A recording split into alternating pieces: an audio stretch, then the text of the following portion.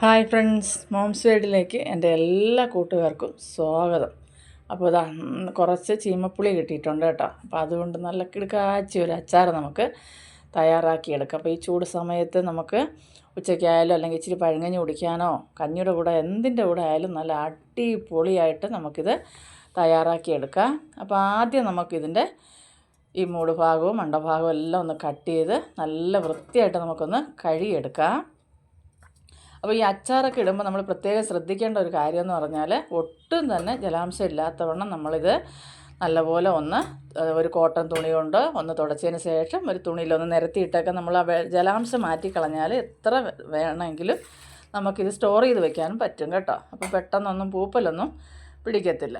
അപ്പോൾ ഞാനിതിപ്പോൾ കഴുകി വെള്ളം വാർന്നു പോകാൻ വെച്ചിട്ടുണ്ട്. ഇനി നമുക്കിത് കുറച്ച് കഴിഞ്ഞതിന് ശേഷം കുറേ വെള്ളമൊന്നും തോർന്നതിന് ശേഷം നല്ലൊരു കോട്ടൺ ടവലിലിട്ട് നമുക്കിതെല്ലാം ഒന്ന് ജലാംശമില്ലാതെ ഒന്ന് തുടച്ചെടുക്കണം. അതിന് ശേഷം കുറച്ച് നേരം നമുക്കൊന്ന് മാറ്റി വെച്ചിട്ട് നമുക്ക് അരിഞ്ഞാൽ മതി. അപ്പോൾ ആ ജലാംശം ഒട്ടും കാണത്തില്ല കേട്ടോ.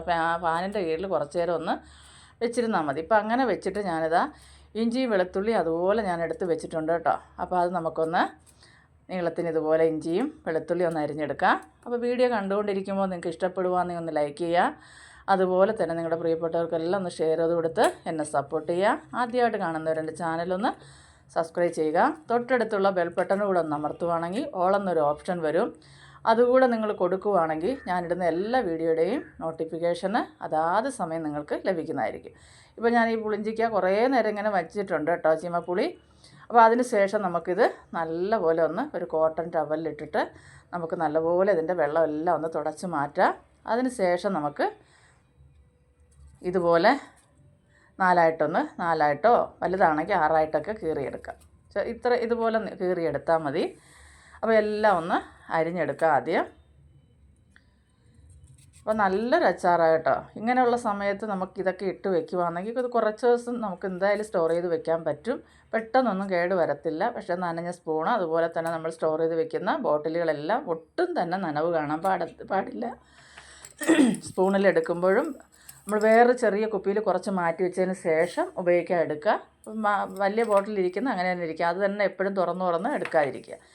അപ്പോൾ ഈ അച്ചാർ തയ്യാറാക്കാനായിട്ട് ഞാനിതാ ഒരു 3/4 ടീസ്പൂണ് ഉലുവ എടുത്തിട്ടുണ്ട്.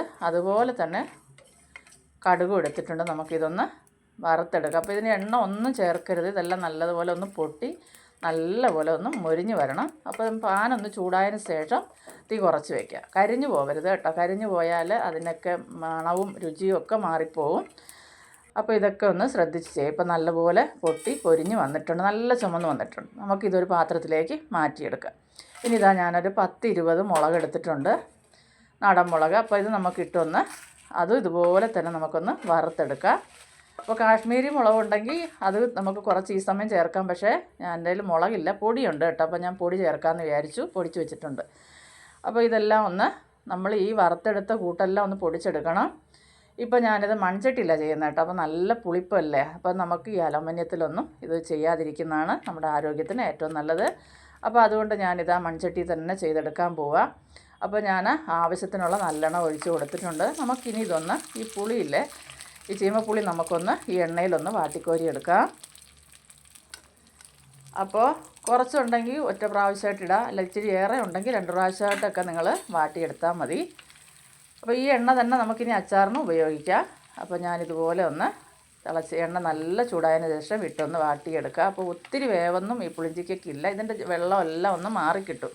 അതിന് വേണ്ടിയിട്ടാണ് നമ്മൾ ഈ ചീമപ്പുളി ഇതുപോലെ എണ്ണയ്ക്കകത്തിട്ട് വാട്ടിയെടുക്കുന്നത് കേട്ടോ. അപ്പോൾ ഇപ്പോൾ ഈ പരുവത്തിൽ കിട്ടിയിട്ടുണ്ട്. അപ്പോൾ ഇനി നമുക്കിതൊന്ന് കോരി മാറ്റാം. അപ്പോൾ ഈ എണ്ണ വേസ്റ്റായി പോകുന്നൊന്നും നിങ്ങൾ പേടിക്കേണ്ട. ഇതിൽ തന്നെ നമുക്ക് അച്ചാറിട്ടെടുക്കാം. അപ്പോൾ നല്ലെണ്ണയിൽ ചെയ്യുമ്പോൾ പെട്ടെന്നൊന്നും കേട് വരത്തില്ല. അതുപോലെ തന്നെ നല്ലെണ്ണയിൽ ചെയ്യുമ്പോഴാണ് അച്ചാറിനൊക്കെ നല്ലൊരു ടേസ്റ്റും മണവും ഒക്കെ, രുചിയും കാണും. അതുപോലെ തന്നെ നല്ല മണമൊക്കെ കിട്ടും. അപ്പോൾ ഇതെല്ലാം ഞാൻ കോരിയെടുത്തതിന് ശേഷം കടുകിട്ട് നമുക്കിത് പൊട്ടിക്കാം. അപ്പോൾ ഞാനിതാ ഒരു 3/4 ടീസ്പൂണ് കടുക് ഇട്ടിട്ടുണ്ട്. അപ്പോൾ കടുകെല്ലാം ഒന്ന് പൊട്ടി വരട്ടെ. കടുക് പൊട്ടി വന്നതിന് ശേഷം നമുക്ക് ഇഞ്ചി വെളുത്തുള്ളി പച്ചമുളക് ഈ ഐറ്റങ്ങളൊക്കെ ഇട്ട് നല്ലപോലെ ഒന്ന് മൂപ്പിച്ചെടുക്കാം. അപ്പോൾ ഞാനിപ്പോൾ ഇഞ്ചി ഇട്ടിട്ടുണ്ട്. തീ കുറച്ച് വെച്ച് വേണം ചെയ്യാൻ. അതല്ലെങ്കിൽ പിന്നെ അത് കരിഞ്ഞു പോയാൽ ഇഞ്ചിയും വെളുത്തുള്ളിയൊക്കെ നല്ലപോലെ കരിഞ്ഞ് വരുമ്പോൾ അതിൻ്റെ മണമൊക്കെ വേറെ കേട്ടോ. അപ്പോൾ അതുകൊണ്ട് ചട്ടി നല്ല ചൂടായതിന് ശേഷം തീ കുറച്ച് വെച്ച് ചെയ്താൽ മതിയാകും. അപ്പോൾ ഇഞ്ചി ഇട്ട് ഒന്ന് വഴറ്റിയതിന് ശേഷം ഞാൻ വെളുത്തുള്ളിയും കൂടെ ഇട്ട് കൊടുത്തിട്ടുണ്ട്. ഇനി നമുക്ക് ഒരു 4-5 പച്ചമുളക് എടുത്തിട്ടുണ്ട്. അപ്പോൾ എരിവൊക്കെ അവരുടെ ഇഷ്ടത്തിനനുസരിച്ച് കൂട്ടണമെങ്കിൽ കൂട്ടാം, കുറയ്ക്കണമെങ്കിൽ കുറച്ചെടുക്കാം. പച്ചമുളക് ഇട്ട് ഒന്ന് വഴറ്റിയതിന് ശേഷം ഞാനിതിലേക്ക് കറിവേപ്പില കുറച്ചിട്ട് കൊടുത്തിട്ടുണ്ട്. ഇനി എല്ലാം കൂടെ നമുക്ക് നല്ലപോലെ ഒന്ന് വഴറ്റി മൂപ്പിച്ചെടുക്കാം.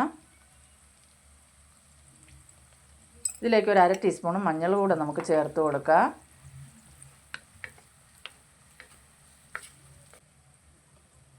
ഇനി ഞാനിതിലേക്ക് കാശ്മീരി മുളക് പൊടി ആവശ്യത്തിന് ചേർത്ത് കൊടുക്കുന്നുണ്ട്.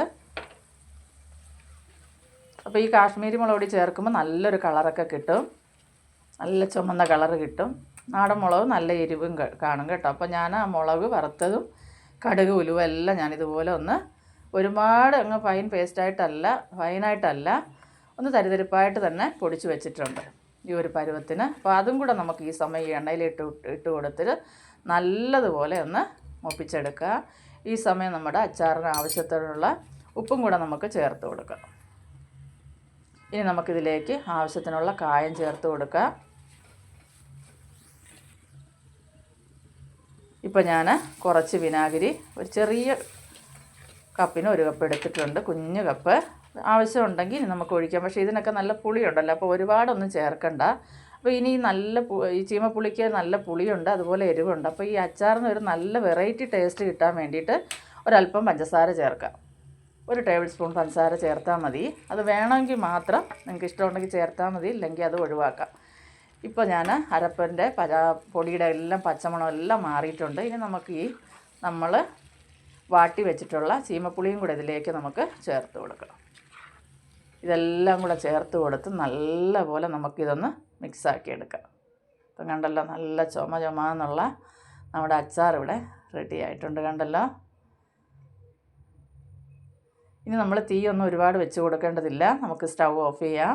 ഇപ്പോൾ മൺചട്ടി ആയതുകൊണ്ട് കുറച്ച് സമയം എന്തായാലും നല്ലതുപോലെ ഇതിന് ചൂട് കാണും. അപ്പോൾ ഇനി ഞാനിതാ മാറ്റി വെച്ചിട്ടുണ്ട്. അപ്പോൾ നല്ല രുചികരമായ അടിപൊളി ചീമപ്പുളി അച്ചാർ ഇവിടെ റെഡി ആയിട്ടുണ്ട്. അപ്പോൾ എല്ലാവരും ഒന്ന് ഉണ്ടാക്കി നോക്കിയിട്ട് നിങ്ങളുടെ അഭിപ്രായങ്ങളൊക്കെ കമൻറ്റായിട്ട് അറിയിക്കുക. നിങ്ങളുടെ അഭിപ്രായങ്ങൾ കമൻറ്റ് കാണുമ്പോൾ എനിക്ക് വീണ്ടും വീഡിയോ ചെയ്യാനുള്ള ഒരു ഉത്സാഹമൊക്കെ ഉണ്ടാകും. അപ്പോൾ നിങ്ങളുടെ സപ്പോർട്ട് ഉണ്ടെങ്കിൽ മാത്രമേ തുടർന്ന് മുന്നോട്ട് പോകാൻ പറ്റത്തുള്ളൂ. അപ്പോൾ എല്ലാവരും എന്നെ സപ്പോർട്ട് ചെയ്യുന്ന എൻ്റെ കൂട്ടുകാർക്കെല്ലാം നന്ദി. അടുത്തൊരു വീഡിയോ ആയിട്ട് കാണുന്നത് വരെയും എല്ലാവർക്കും ബായ്.